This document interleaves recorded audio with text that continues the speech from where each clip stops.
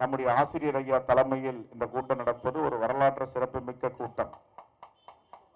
எதற்காக இதை நாம் இந்த காலகட்டத்தில் பேச வேண்டும், பதிவு செய்ய வேண்டும், தமிழ்நாட்டு மக்களிடம் எடுத்து செல்ல வேண்டும் என்றால், ஒரு கருத்தை திணித்து கலவரத்தை ஏற்படுத்தி அதில் வெற்றி காணலாமா என்று நினைக்கின்ற உலகத்தில் ஒரே கட்சி இருக்கிறது என்றால் அது RSS பிஜேபியை மட்டும்தான்.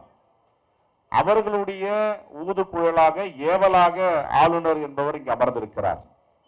நான் கடந்த சட்டமன்ற கூட்டத்தொடரில் சொன்னேன், மாண்புமிகு முதலமைச்சரிடம் ஒரு கோரிக்கை வைத்தேன். மாண்புமிகு முதலமைச்சர் அவர்களே, மன்னர் மானியத்தை ஒழித்து விட்டோம், ராஜாக்களுக்கு உண்டான மிகப்பெரிய பங்களாக்களை காலி செய்து விட்டோம், அமீர் பங்களா கூட இப்ப யார் இருக்காங்கன்னு தெரியாது.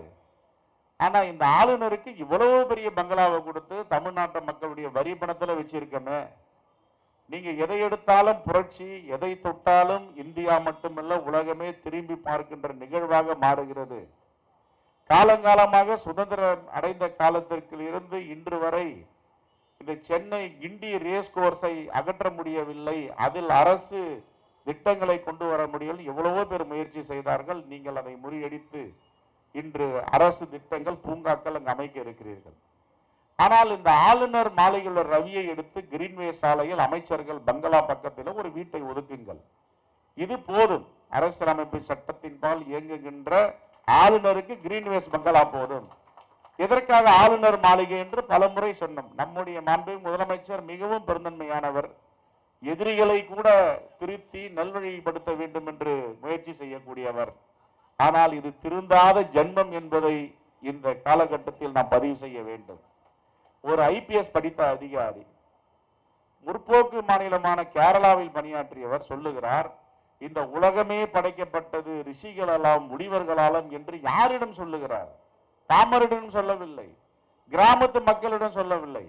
அங்கு இருக்கின்ற உயர்கல்வி படிக்கின்ற மாணவ மாணவிகளை ஆளுநர் மாளிகைக்கு அழைத்து வந்து தேநீர் கொடுத்து உபதேசம் செய்கிறார். மாணவ மாணவிகளை ரிஷிகளும் முனிவர்களும் இந்த தேசத்தை, இந்த உலகத்தை படைத்திருக்கிறார்கள், இதை மனதில் வைத்துக் கொள்ளுங்கள் என்றால் உண்மையிலேயே இவர் எப்படி IPS தேர்ச்சி பெற்றிருப்பார்? விஞ்ஞான யுகத்தில் நாம் வாழ்ந்து கொண்டு இருக்கிறோம். இதெல்லாம் மிகப்பெரிய ஒரு கேள்வி. RSS பிஜேபியும் என்ன செய்யும் என்றால், இந்த கோயபல்ஸ் வேலை 100 பொய்யை சொல்லி சொல்லி சொல்லி அதை உண்மையாக்கி, குஜராத்துக்கு அது முன் உதாரணம் உண்டு. எப்படி சபர்மதி ரயில் நிலையத்தில் கோத்ரா ரயில் எரிப்பு ஏற்பட்டு செய்தார்களோ, அதே போன்று நாடு முழுவதும் ஒன்று கலவரத்தை ஏற்படுத்துவது, இல்லை என்றால் தன்னிடம் உள்ள அமைப்புகளை வைத்து மிரட்டுவது, மிரட்டி ஜனநாயகத்தை சீரழிப்பது, இந்த வேலையை தொடர்ந்து இந்தியா முழுவதும் RSS பிஜேபியும் செய்து வருகிறார்கள். அவர்கள் புரிந்து கொள்ள வேண்டும். அயோத்திதாசர் பண்டிதர், எங்களுடைய ஐயா தந்தை பெரியார், எங்களுடைய இனமான ஆசிரியர் இங்கு அமர்ந்திருக்கும் எங்களுடைய ஐயா அவர்கள் இருக்கின்ற இந்த பூமியில் உங்களுடைய வேலை ஒருபோதும் பலிக்காது. எல்லோரும் பெரியாரை படித்திருக்கிறார்கள், அம்பேத்கரை படித்திருக்கிறார்கள். எங்களுடைய மூதாதையர்கள், எங்களுடைய முன்னோர்கள், எங்களுடைய தலைவர்கள் உங்களுடைய இந்த சிறுபிள்ளைத்தனத்தை, மூட நம்பிக்கையை தகர்த்தெறிந்தவர்கள்.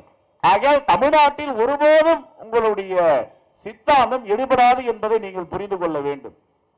இன்று உலகமே நேற்று திருப்பரங்குன்றத்தை பார்த்தது. வரலாற்றில் மிகப்பெரிய ஒரு கருப்பு புள்ளி. இந்திய அரசியலமைப்பு சட்டம் எழுதும் போது புரட்சியாளர் அம்பேத்கர் ஒரு இடத்திலே குறிப்பிடுகிறார், அருமையான பெட்டகம், அருமையான அரசியலமைப்பு சட்டம், the first class Indian constitution, third class மக்களிடம் போய் இது சேர்ந்து விடக்கூடாது என்று சொன்னார். நேற்று என்ன நடந்தது? அரசியலமைப்பு சட்டத்தை வைத்து சட்டத்தை இயற்றிய புரட்சியாளர் அம்பேத்கர் என்ன சொன்னாரோ அதை வளைத்து வளைத்து எழுதி, நீதியை நிலைநாட்ட வேண்டிய இடத்தில் நாங்கள் சீர்குலைப்போம் நீதியையும் பொது அமைதியும் என்று ஒரு தீர்ப்பு வருகிறது என்றால் இது எந்த அளவிற்கு வன்மம் இருக்கிறது என்பதுதான் நாம் கூர்ந்து கவனிக்க வேண்டும்.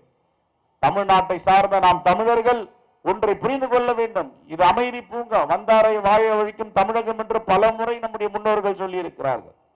இப்பொழுதும் RN ரவி எங்கே பிறந்தாரோ பீகாரில், அந்த மண்ணில் இருந்து வந்தவர்கள் எல்லாம் என்னுடைய தொகுதியில், ஸ்ரீபெரும்புதூர் தொகுதியில் லட்சக்கணக்கான மக்கள் வாழ்ந்து கொண்டிருக்கிறார்கள், லட்சக்கணக்கான மக்கள் பணியாற்றுகிறார்கள். தமிழ் நம்முடைய கிராமத்தில் உள்ள மக்கள் கூட தமிழை அவ்வளவு அழகாக பேச முடியாது. பீகார்காரன் பேசுகிறான் பாருங்க, ஐயா சட்டமன்ற உறுப்பினரை வாருங்கள் என்று அதிர்ந்து போய்விட்டு அவன் தமிழனா மாறிட்டான். இதெல்லாம் ஆர்.என். ரவி தெரிஞ்சுக்கணும். தமிழ்நாடு இங்க எங்கே போயிட்டு இருக்கு? ஒரு பாதுகாப்பான இடம் உலகத்தில் ஒரு இடம் இருக்கிறது என்றால் நம்முடைய தமிழகம். அதுவும் அன்று முதலமைச்சர் வந்த பிறகு எந்த தயவு தாட்சியம் இல்லாமல் யார் தவறு செய்தால் நடவடிக்கை எடுத்து வருகிறார். நான் கூட ஆளுநரை கண்டித்து பேசும்போது சட்டப்பேரவையில் சொன்னேன், ஆளுநர் அவர்களே, RSS தலைவர்களே, பிஜேபி தலைவர், நீங்க எவ்வளவு பேர்கிட்ட இருக்கக்கூடிய விளையாட்டுகள் எல்லாம் காட்டினீங்க. ஆனா தமிழ்நாட்டில் உங்கள் விளையாட்டு ஈடுபடாது. ஏனென்றால் இங்கிருக்கின்ற முதலமைச்சர் நெருப்பு மாதிரி தொட்டால் ஷாக்கடிக்கும் உங்களுக்கு என்று சொன்னேன். எல்லோரையும் ஏமாற்றி விட்டார்கள். மிகப்பெரிய ஜாம்பவான் லல்லு பிரசாத் யாதவ், அவரையே மாய்த்து விட்டார்கள். மிகப்பெரிய ஜாம்பவான் பால் தாக்கரேவுடைய மகன், கொள்கை ரீதியாக அவர்களுக்கு நமக்கு முரண்பாடு இருந்தாலும் ஒரு மிகப்பெரிய ஆளுமையாக மகாராஷ்டிராவில் இருந்தவர்கள், அவர்களை வீழ்த்தி விட்டார்கள். தமிழ்நாட்டை மட்டும்தான் வீழ்த்த முடியவில்லை. ஏனென்றால் இந்த மண்ணில் அவர்கள் கால் வைக்க முடியாது. அவர்களுக்கு உரிய மண் தமிழ்நாடு இல்லை என்பதை அவர்கள் புரிந்து கொள்ள வேண்டும். ஆகையால் தான் ஆளுநர் என்ற அதிகார வர்க்கத்தை வைத்து, அதிகாரம் உள்ளவரை வைத்து ஏதாவது சேட்டைகள் பண்ணலாமா, ஏதாவது தொந்தரவு கொடுக்கலாமா, இவர் போய் அரசு அலுவலகங்களை ஆய்வு செய்வார். இங்க பாருங்கள், சாதி கலவரம் நடக்கும் இடத்தில் நீதிமன்றம் என்ன சொல்லுகிறது? என்ன சொல்லுகிறது நீதிமன்றம்? அமைதியை நிலைநாட்டுங்கள். ஆனால் அமைதியை நிலைநாட்ட வேண்டிய நீதிமன்றம் நேற்றுக்கு அமைதியை சீர்குலைப்பதற்காக மத்திய படையை நான் அனுப்புகிறேன். என்ன தேவை இருக்கிறது? இதைதான் கேட்கிறார்கள், எல்லோரும் கேட்கிறார்கள். நமக்கு வேண்டாத வேண்டிய எதிர்கட்சிகள் அனைவரும் இதை பேசுகிறார்கள். தமிழ்நாட்டிற்கு இது மிகப்பெரிய ஆபத்து. நம்முடைய காவல்துறை இருக்கிறது. ஒரு கலவரத்தை ஏற்படுத்திருக்க மத்திய படையை பயன்படுத்தலாமா? அடுத்த கட்டம் என்ன? ராணுவத்தை வர வைப்பாங்க. ராணுவ படையோடு சென்று நீங்கள் இந்த தீபத்தை ஏற்றுங்கள். ஆச்சரியப்படுவதற்கு ஒன்றுமில்லை. இவர்களுடைய தீர்ப்பு எல்லாம் இப்படித்தான் வந்து கொண்டிருக்கிறது. ஆகவே அவர்களுக்கெல்லாம் எச்சரிக்கை என்னவென்றால், இது தமிழ் மண், இது தமிழ்நாடு. எங்களுடைய தலைவர் பெருமக்கள்லாம் சாதாரண தலைவர் பெருமக்கள் இல்லை. இந்த இந்தியாவிற்கு வழிகாட்டிகள், இந்த இந்தியாவை மேம்படுத்த முயற்சி செய்தவர்கள். தமிழ்நாடோடு எங்க எல்லை கடந்து விடவில்லை. பீகாரில் ஒருவன் அவமானப்படுகிறான், ஒடுக்கப்படுகிறான் என்றால் இங்கிருந்து ஒரு குரல் தீப்பொறியாய் எழும்பி அங்கே போகும். இதுதான் தமிழ்நாடு, தமிழர்களுடைய நாகரிகம், இவர்களுடைய வரலாறு. இதையெல்லாம் புரிந்து கொள்ளாமல் ஆர்.என். ரவியும் அவருடைய RSS கும்பலும் ஏதாவது அசைத்து பார்த்து விடலாம், ஏதாவது ஆட்டி பார்த்து விடலாம், கூட்டணிக்குள்ளே குழப்பத்தை ஏற்படுத்தி விடலாம். ஒருவர் வடக்கே போகிறார், ஒருவர் கிழக்கே போகிறார், மேற்கே போகிறார், தெற்கே போகிறார் என்றதை எல்லாம் உள்ளே இறக்கலாம், குளிர்காயலாம் என்று நினைத்தார்கள்.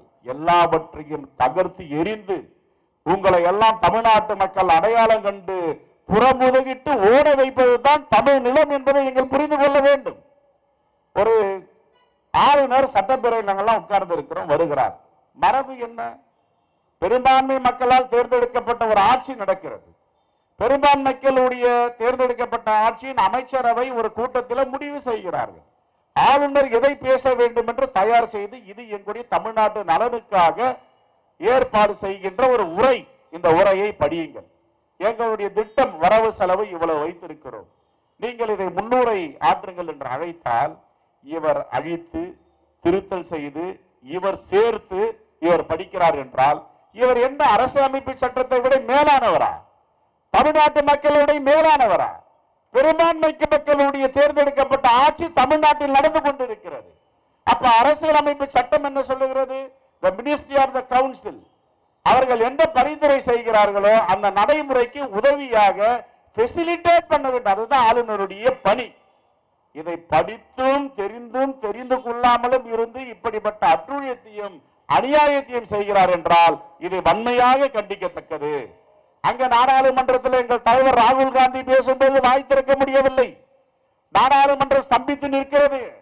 மக்கள் மன்றத்தில் கேட்கிறார், உலகத்தில் எல்லாம் என்ன செய்வார்கள்? நாம் கேள்விப்பட்டதெல்லாம் பணம் கொடுத்து வாக்கை திருடுவார்கள் என்று கேள்விகள். ஆனால் என்னுடைய வாக்கு நான் போட முடியவில்லை, உன்னுடைய வாக்கை நான் திருடுவேன் என்று வாக்கு திருட்டு கூட்டம் தான் இதையெல்லாம் இங்கே செய்து கொண்டிருக்கிறது. எவ்வளவு துணிச்சல், எவ்வளவு 100 ஆண்டுகள் போட்ட திட்டங்கள். நான் இந்திய மக்களுடைய வாக்கை நான் தீர்மானிப்பேன் யாருக்கு போட வேண்டும் என்று. நான் இறந்தவர்களுக்கு வாக்குரிமை கொடுப்பேன், உயிரோடு இருப்பவர்களுக்கு வாக்குரிமை கொடுக்க மாட்டேன். 60 சதுர அடியில் ஒரு ரெஸ்டோ பாரில் 1000 வாக்குகளை என்னால் கொடுக்க முடியும். இதை யார் கேட்க முடியும் என்றால் அரசியலமைப்பு சட்டம் எங்கே இருக்கிறது? இங்க அரசியலமைப்பு சட்டத்தின் பால் இயங்குகிற ஆட்சி ஒன்றியத்தில் இருக்கிறதா? இதையெல்லாம் தமிழ்நாட்டு மக்கள் கூர்ந்து கவனித்துக் கொண்டிருக்கிறார்கள். வருகின்ற தேர்தலில என்னெல்லாம் இவர்கள் மிகப்பெரிய திட்டங்களை போடுகிறார்கள், தகர்த்து எரிந்து மீண்டும் இந்த பாசிச சக்திகளுக்கும் மதவாதிகளுக்கும் எதிரான இப்பொழுது நடைபெறுகின்ற ஆட்சி மீண்டும் தொடரும். உங்களை துடைத்து எரிவோம், தகர்த்து எரிவோம், தமிழ்நாட்டை விட்டு விரட்டுவோம் என்று சொல்லி இந்த அருமையான கண்டன ஆர்ப்பாட்டத்தை ஏற்பாடு செய்த ஆசிரியர் அவர்களுக்கும் திராவிட கழகத்திற்கு என்னுடைய மனமார்ந்த வாழ்த்துக்களை தெரிவித்து விடைபெறுகிறேன். நன்றி, வணக்கம், ஜெய்ஹிந்த்.